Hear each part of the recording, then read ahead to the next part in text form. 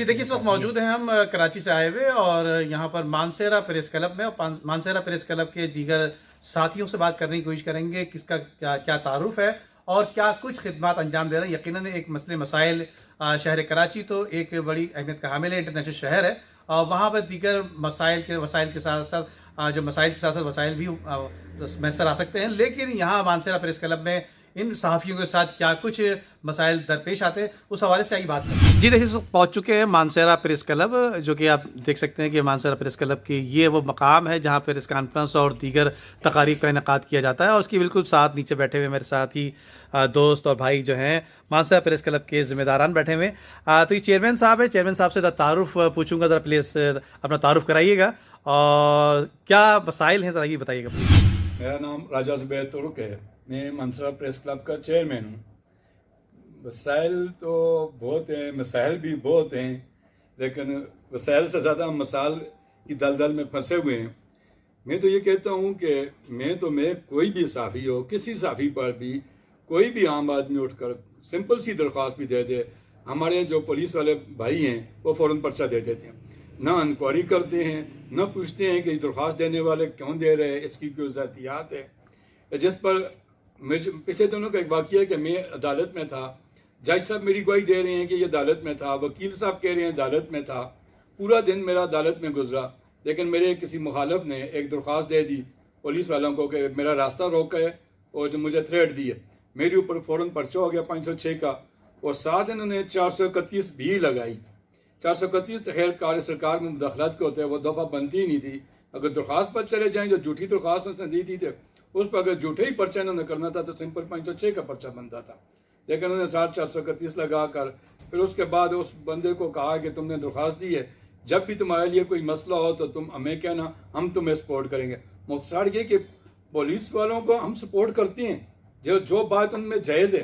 जब पुलिस वाला कोई अच्छा काम करते हैं तो हम बड़ी बड़ी सुर्खियाँ लगाते हैं, बल्कि 8 कालमी खबरें लगाते हैं कि पुलिस क्या कर दी है, पुलिस ने ये किया वो किया। हमारी कोशिश होती है कि हम पॉजिटिव खबर लगाएं, लेकिन बड़ा दुख होता है कि पुलिस में अच्छे भी हैं, मैं नहीं कहता अच्छे भी हैं, लेकिन चंद जो बुरे हैं वो ऐसे काम कर जाते हैं कि जो अच्छे हैं वो भी लोगों को अच्छे नहीं लगते। मुझे इस बात पर बड़ा दुख होता है। बहुत बड़ा हमारे प्रेस क्लब का ये मसला है, हमारे मानसरा के साफियों का ये मसला है कि मेरे और भी कई साफी दोस्त जिन पर झूठी दरख्वास्तें दी गई और फ़ौरन पर्चा हो गया, उन्होंने बड़ी मुश्किल से अपने आप को जमानत करवाई, बाहर आए। इसी तरह मेरे ऊपर झूठी दरख्वास्त दी गई और सबसे बड़ा दुख होता है मेरे ऊपर दरख्वास्त दी, मेरे ऊपर पर्चा हो गया, मैं प्रेस क्लब में बैठा हूँ, मुझे यहाँ से उठा कर लेकर जा रहे हैं और फिर जो कुछ उनसे बनता था उन्होंने जुल्म ज़्यादती की।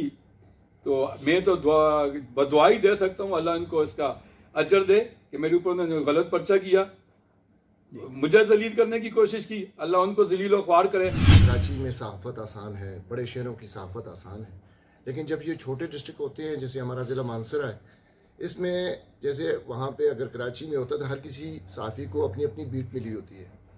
किसी के पास स्पोर्ट्स है, किसी के पास कोई और महकमा होता है। इसी तरह सहाफ़त से मुंसलिक जितने भी लोग हैं वहाँ आज़ादी से अपनी अपनी फील्ड में काम करते हैं।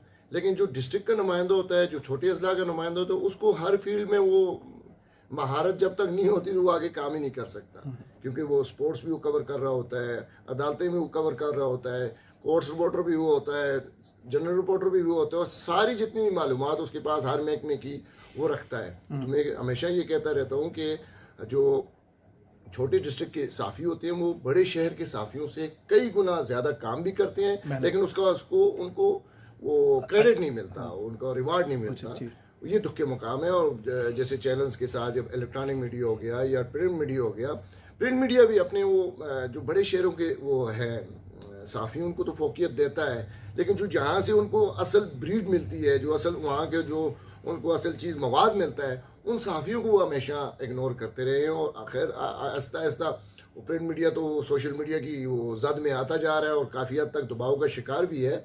और इसी तरह इलेक्ट्रॉनिक मीडिया भी है, वो भी जो है बड़े शहर के साफ़ियों को तो ये गिले तो खैर हर डिस्ट्रिक्ट के वो करेंगे भी, रिपोर्टर भी करते हैं कि बड़े शहरों वालों को ज़्यादा फोकियत दी जाती है, जबकि छोटे डिस्ट्रिक्ट के जो सारी بیٹوں کو کنٹرول بھی کر رہا ہوتا ہے, ہر فیلڈ میں کام بھی کر رہا ہوتا ہے, تو اس کو اس طرح وہ نہیں دیا جاتا. یہ تھے صدر اخلاق صاحب, اور ان کے ساتھ ساتھ چیئرمین صاحب بھی موجود تھے مانسہرہ پریس کلب کے, اور دیگر جو عہدیداران ہیں وہ بھی یہاں موجود ہیں, اور دیگر ساتھیوں سے بات کرنے کی کوشش کریں گے. ان کے ساتھ بیٹھے ہوئے ممبر بھی مانسہرہ پریس کلب کے, ان سے بات کرنے کی کوشش کریں گے کیا درپیش مسائل ہیں اور کن پر آپ کی زیادہ فوقیت ہوتی ہے. مسائل پہ آ جائیں تو یقین کریں آپ پورا دن یہاں پہ بیٹھیں گے, ہمارے مسائل سنیں گے, پھر بھی آپ کہیں گے کہ آپ کے مسائل بہت کم ہیں. تو یہاں پہ بہت زیادہ مسائل ہے. اگر کسی سیاسی یا کسی مطلب سیاسی ہو گیا یا کوئی پولیس والا ہو گیا, ڈی پی او ہو گیا, یا جو بھی ہو گیا, ان کے اچھا لکھیں گے تو ہم ریئل صحافی ہیں, ہم اصلی صحافی ہیں.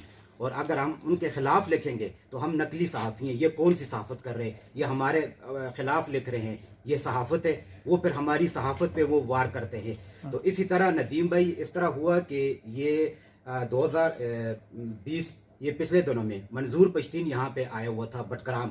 تو ہمیں اطلاع ملی کہ منظور پشتین آیا ہوا ہے, تو ہم نے کہا چلیں, وہاں پہ کافی بندے وغیرہ بھی گئے ہوئے تھے, تو ہم ان کی کوریج کرنے کے لیے ہم گئے ہوئے تھے.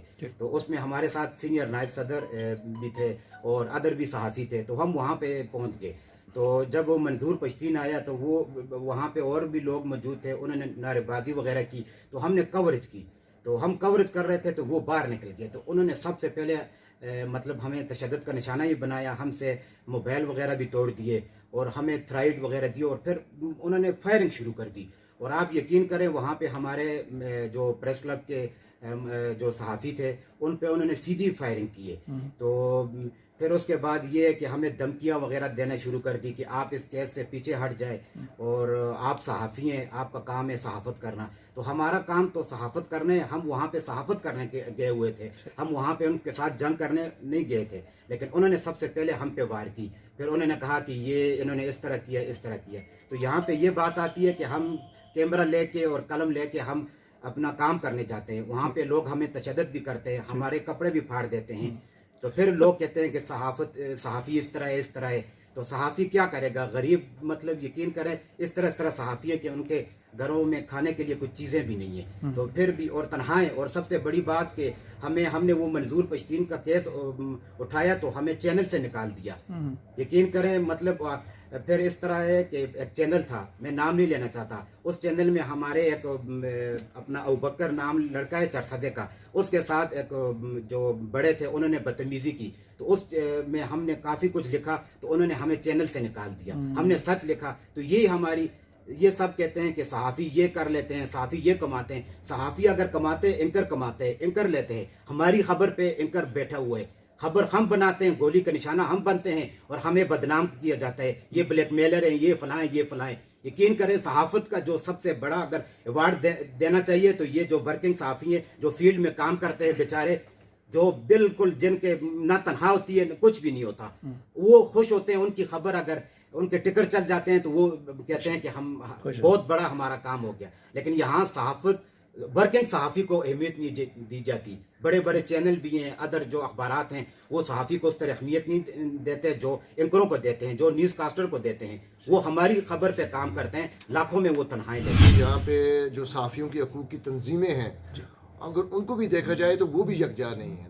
تو یہی اصل مسائل یہی ہیں. جیسے ہماری یہ PFUJ ہے پاکستان, جو وہ سب سے بڑی ایک ادارہ بنا ہوا تھا, لیکن اس میں بھی جب دو صدور آئیں گے تو ایک اپوزیشن میں بیٹھ جائے گا اور ایک حکومت کے ساتھ بیٹھ جائے گا, تو پھر وہ کیا مسائل حل کریں گے. تو ہماری ایک ایسی آواز اٹھنی چاہیے, پورے پاکستان کی ایک ایسی آواز ہونی چاہیے. جیسے ابھی بھی کل یا پرسوں کال ہوئی تھی ان کی کہ صدر مملکت جو ہے خطاب کریں گے, تو PFUJ کے زیر اہتمام وہاں پہ احتجاجی مظاہرہ ہو گیا. اس میں مانسہرہ پریس کلب کو بھی انہوں نے دعوت دی, سب کو دعوت دی. لیکن افسوس تو یہی ہوتا ہے کہ جب چینلز کے حقوق پہ غصب ہوتے ہیں تو اس وقت تو یہ تنظیمیں اٹھ کے کھڑی ہو جاتی ہے. جب عام صحافی کے کوئی مسئلے مسائل ہوتے ہیں اس وقت یہ تنظیمیں اٹھ کے کھڑی. جی, جیسا کہ آپ نے دیکھا کہ یہاں مانسہرہ پریس کلب میں بھی صحافیوں کے بنیادی جو مسائل تھے وہ حل کرنے والا کوئی نظر نہیں آیا. یقیناً صحافی مختلف آندھی ہو, طوفان ہو, بارش ہو, یا جو بھی مواقع ہوں, ان میں لوگوں کے مسائل حل کرنے کی حد تک جو ہے کوشش کر رہا ہوتا ہے. لیکن ان کے جو بنیادی مسائل ہیں ان کے آواز اٹھانے والا کوئی نظر نہیں آتا. اور یہی ان کے ڈسٹرکٹ کی سطح پر مسائل تھے جن کو بتایا جاتا ہے کہ پولیس کی سطح پر خاص طور پہ ایجنسیز کی بنیادوں پر ان کو کافی تنگ کیا جاتا ہے. ان کی آواز اٹھانے والا کوئی نہیں ہوتا. جس طرح کے ایک ساتھی صحافی نے بھی بتایا کہ یقیناً ان کی جو رپورٹس ہوا کرتی ہیں وہ اوپر آفس میں جو بیٹھے لوگ ہوا کرتے ہیں صحافی حضرات, وہ اس کو انجوائے کر رہے ہوتے ہیں, وہ بڑے فوائد سے لے رہے ہوتے ہیں. لیکن یہ صحافی میرے پیچھے بیٹھے ہوئے ڈسٹرکٹ سطح پہ مانسہرہ پریس کلب میں, یقیناً ان کے مسائل ہیں, ان کی طرف دیکھنے والا کوئی نہیں ہوتا. جہاں تک کہ اگر چاہے کسی کی بھی کوئی آواز ہو, کوئی سلسلہ ہو, لیکن اس کی آواز ہی بن رہے ہوتے ہیں. اور آج موجودہ صورتحال میں جس طرح سے میڈیا پہ بحران آیا ہے, اس میڈیا پہ بحران یقیناً ان کو اپنے اداروں سے فارغ کر دیا گیا ہے. بہت سارے لوگوں کو آج ان کی آواز ہی خود بنے ہوئے ہیں, لیکن ان کی آواز بننے والا کوئی نظر نہیں آتا. جی